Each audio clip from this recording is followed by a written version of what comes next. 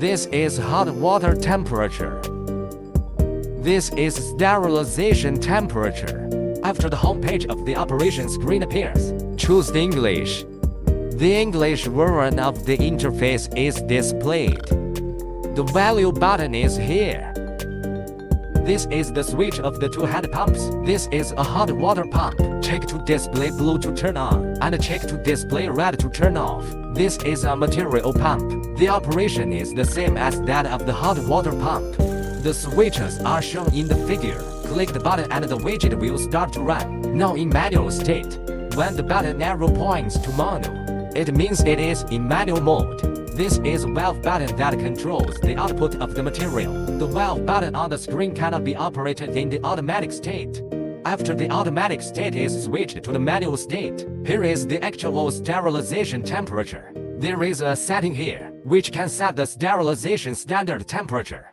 When the actual sterilization temperature reaches the set standard sterilization temperature, the material will be discharged. The standard temperature for sterilization can be set.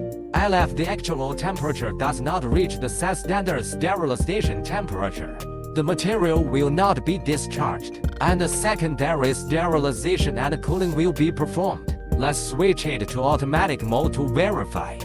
Turn on the hot water pump.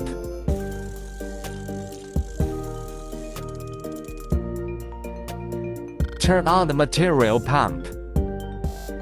You see there is a warning sign here, indicating that the sterilization temperature is not up to standard. Now the standard sterilization temperature is 50摄氏度, but the actual sterilization temperature more than 20摄氏度. Now suppose our standard sterilization temperature is 1摄氏度 and the warning sign disappears at this time. The countdown on the discharge valve is the delay time for the material to enter and exit.